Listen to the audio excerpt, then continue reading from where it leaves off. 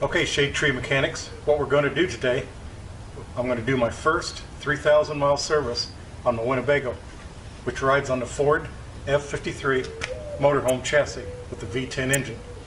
We're going to change the engine oil and filter, we're going to grease the steering linkage, and we're going to check the lubricants and fluids and everything.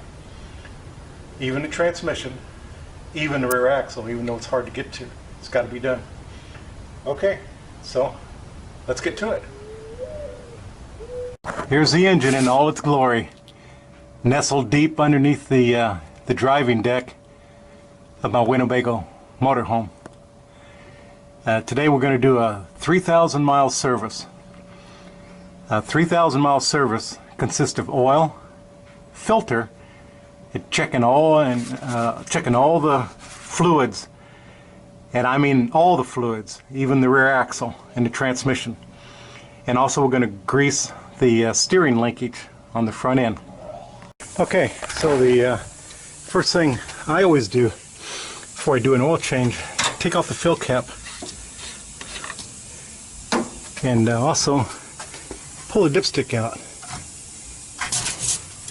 That way, as the oil, you drop the plug under the pan and the oil comes out, it won't glug, glug, glug, glug. It'll flow smoothly, and each and every little drop will come out. Now, this screen I put on my radiator on a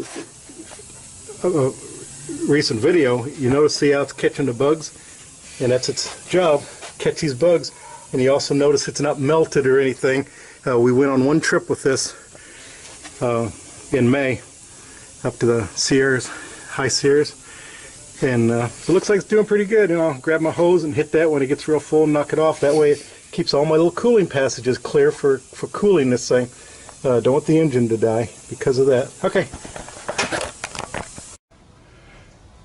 Okay, home mechanics. Whew, what a job. I was just trying to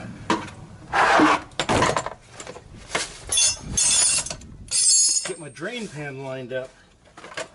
And it seems that they designed this thing so the drain plug here, which by the way is a 5/8 wrench, is exactly over the top of the axle. I tried using something to use as like a scoop actually into my can, and that wouldn't work. Finally, I got this whole bin here, and I cut it down. But I think I'm going to have oil all over the place. I guess the oil's going to fall on this axle, and it's going to leak all over hell. There's nothing you can do about it. If we were Jiffy Lube, we'd be parked over an oil drain, and it wouldn't matter. But pull off some towel here. I'm probably going to need it.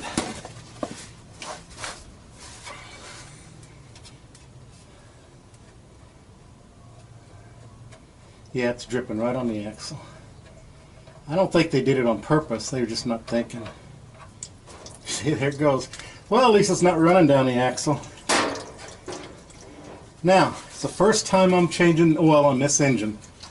So what I'm going to do, I'm going to run down the auto parts store with my drain plug, and I'm going to buy a spare. One time in the past I did lose my plug. It's nothing worse than being in the middle of a job and having to get up and run to the auto parts store. Oh yeah, like I'm getting ready to do. And something else you want to buy. Buy some extra washers for your drain plug. They come in nylon, copper. I think that's all they are.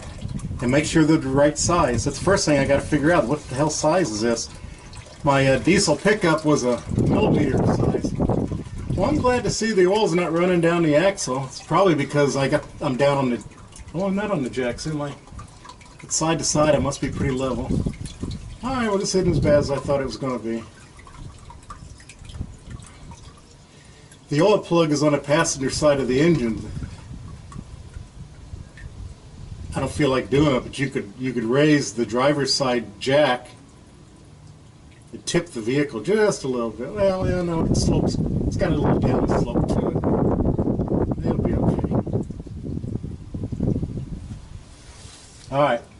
All right, this is all right. I was afraid this was going to be all floppy and okay, like it turn into like a plastic bag. All right, so I'm going to just let it drip, and I'm going to run to the auto parts store.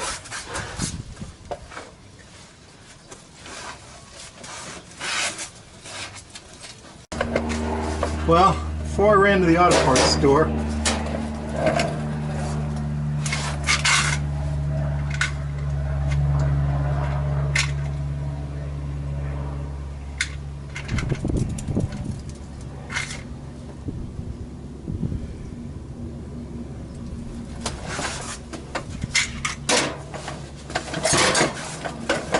okay, so before I ran to the auto parts store, it occurred to me to check my parts cabinet because I had plugs for my diesel truck and my Jeep, and here's one that looks real close. Nope, it's exact. Okay.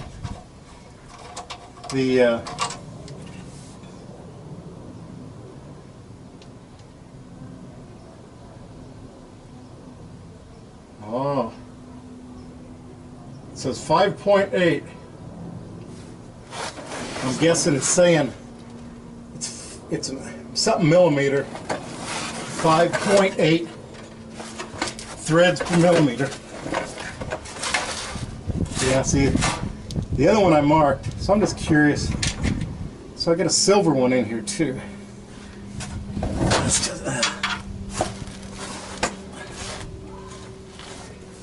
let's see if it'll fit.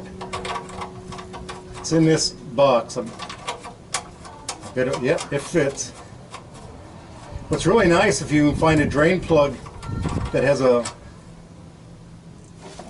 a magnet on the end, and it'll collect little pieces of metal. Yeah, none of these seem to be. Okay, I got another silver one. Nope, that's too small. Oh, it says 1/2 inch. Okay, so anyway, it's bigger than 1/2 inch. All right, so anyway, so I got a spare, and I have a whole bunch of O-rings in here. Well, they're not O-rings; they're just washers of all different sizes. Well, yeah, but different materials. I see some that are made out of aluminum, nylon, copper. I like the copper ones. These black ones, I'm not too sure what those are. Some kind of plastic. Well, maybe not plastic. It's not metal. There's a word for that kind of stuff. So anyway, let me take a black one. You know, this one right here, the one that came off, doesn't even seem to have an O-ring or a washer. It looks like, yeah, it looks like there actually is a rubber O-ring, but it's meshed into the washer. There's a groove on the underside of the bolt. It's got a nice wide head. So this one here. Now this other black one, it looks like it has room not for an O-ring, but it has room for a washer. So let's see if I find me a washer. There you go. There's copper. It doesn't stick out far enough to suit me anyway. It's kind of hard to do. Laying under the vehicle, I guess. Let's see what I got in here. That's too small. That one's too big. That's what happens if you go to the auto parts store and just look what they got on the shelf. Usually it doesn't look. You'll end up buying the wrong one if you're just trying to go by eyesight.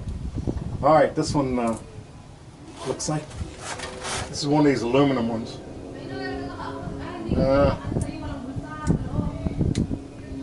Doesn't quite fit properly. looks like the outside diameter is a little too wide. Let's try one of these black ones. That's not thick enough. Oh, I see. Well, the silver one doesn't have any of that crap. Alright, well, forget that. Oh, no, that's... Oh, wait a minute. Well, that's the 1/2 inch. Oh, here's the other silver one. We know the threads are right. Yeah. The aluminum's pretty close. It's not perfect, but pretty close. So's that. That copper one's pretty close too. I think this will work. That's a little too... won't fit over the bolt. Alright, let's try this. Well...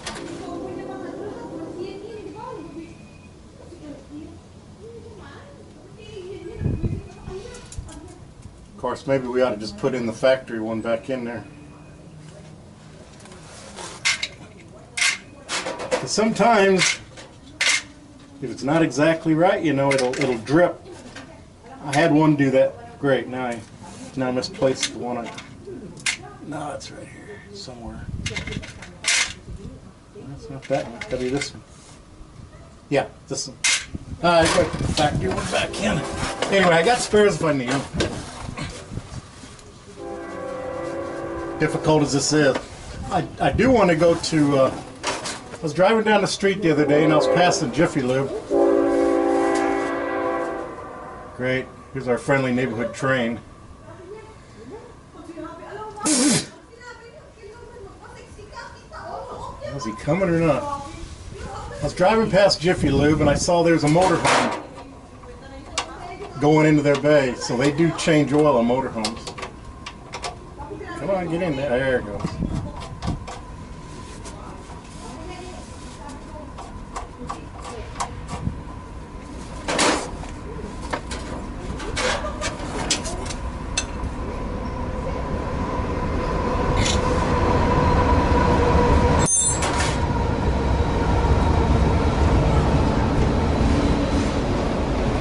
Sure, a lot of noise. Wait for the train to pass and I'll do this all over again.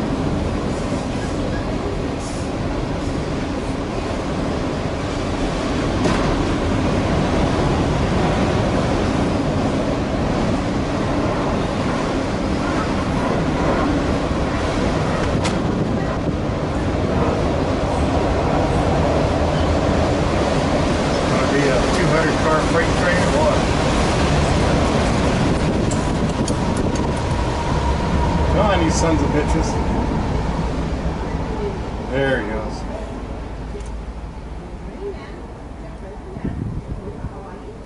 Okay, so anyway, so I'm going to put the factory one back in there. So I know I have spares, so I don't have to run to the auto parts store. Like I was saying, it's kind of a pain in the ass to have to do. Right in the middle of a job, you wanting to get this done. You want to... Now, there's another trick I do. You do any kind of work to your vehicle, don't go on a trip right after you finish. You really need to take it for a test drive. I can't tell you how many times I've been over to Walmart Auto Center bright and early Saturday morning. There's people getting oil changes and what have you to go to a trip to Los Angeles or who knows where. Boy, that's not the way to do it, and I'll tell you why. Most mechanics don't intend to do a bad job, but you know, they're just people. People tend to forget, and sometimes, you know, that oil plug might not be quite tight enough, and that's all you need, you know, to take off on your trip and get 100 miles down the road, and that damn oil plug comes out, dumps all your oil and lunches your engine. Oh, sure, you can sue whoever did it, and they'll replace your engine, but it's your trip that's ruined. So take a minute and test drive your vehicle. We're going to take it for a little drive tonight. We're going to take it to dinner. I'm trying to remember how far that is. I think it's about 15 miles each way. There's a nice restaurant we like. It's in a big shopping center. There's a big movie theater next door, so at dinner time, it's like going to be Sunday night. Well, there might be somebody. I don't know. I can't remember if there's any. But that lot seemed to be empty.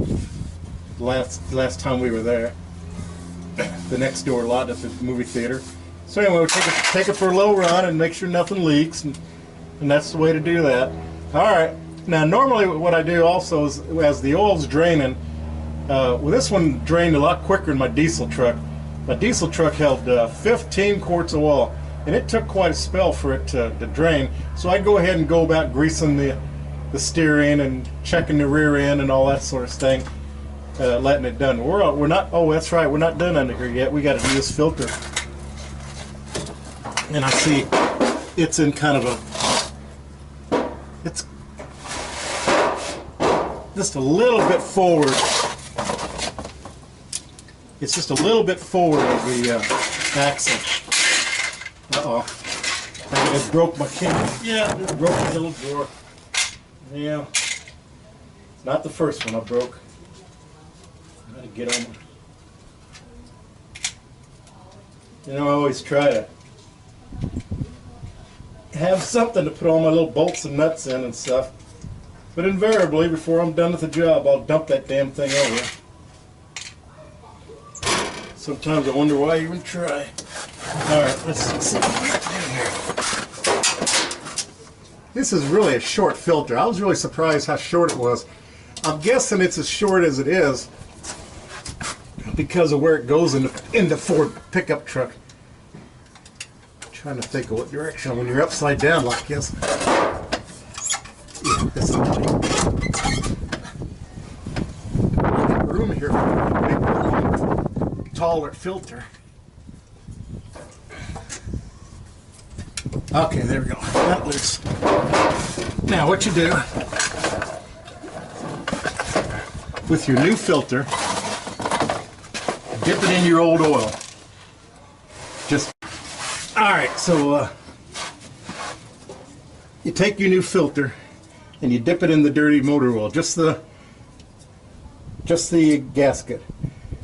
You want to make it slippery. So you unscrew it. Let's see, we're missing it. Come here, you. There we go. There we go. Hear it gurgling? I don't think I ever heard one gurgle before.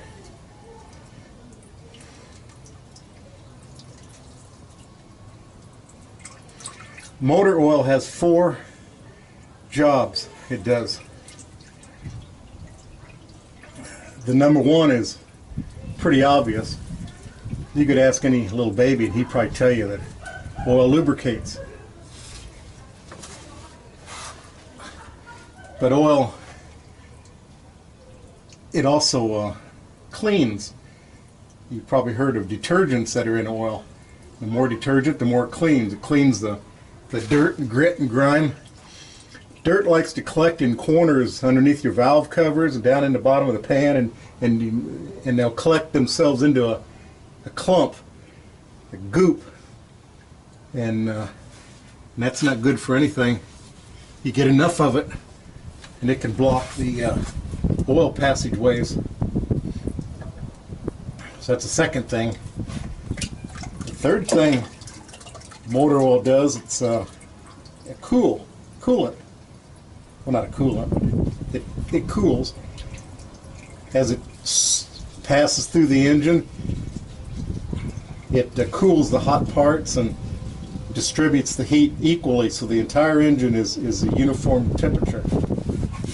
All right, so we got this, got that drained, and the last thing it does. And always look up and make sure that your gasket didn't come off your filter and it's stuck to the filter housing. That's what's called double gasketing. And what can happen at high throttle when you got high oil pressure, you could blow that top gasket out. With my wrist. Come here, wrench. Lost my wrench. Must be here somewhere. I don't see it. There it is. Oh, I brought it out here.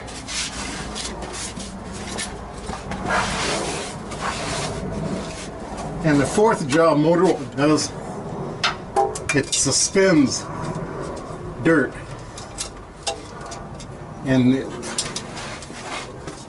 while the dirt particles are suspended in the oil, they can't collect under the valve covers and in the oil pan in the corners into a big gob and create goop. Now you just want that filter snug. Doesn't hold the whole engine together, so you don't have to tighten the holy hell out of it. Alright. Wipe off some of this oil at the bottom of the axle. So I can see it's going to be covered with dirt from the road next time I drive. Alright, so that part's done. Let's see. Oh, here's a grease fitting for my steering right there. There's two of them. Boy, these ball joints are big. I guess they need to be on a 20,000 pound, now it's 16,000 pound vehicle. But I imagine that this motorhome's 31 foot. But this same chassis is used on 35, I think 37 foot. So I'll be willing to bet that the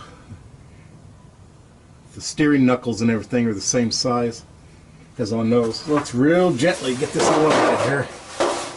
Try not to splash it and splosh it all over the place. That's usually what I do.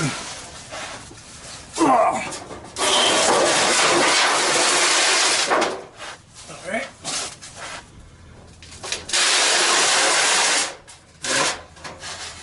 Yep, sploshed a little bit. Well, it's the name of the game when you change an oil in a vehicle.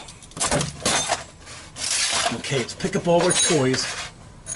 We're done with all this. Now I double check that drain plug too, as is my habit. Now, I'll tell you about that one.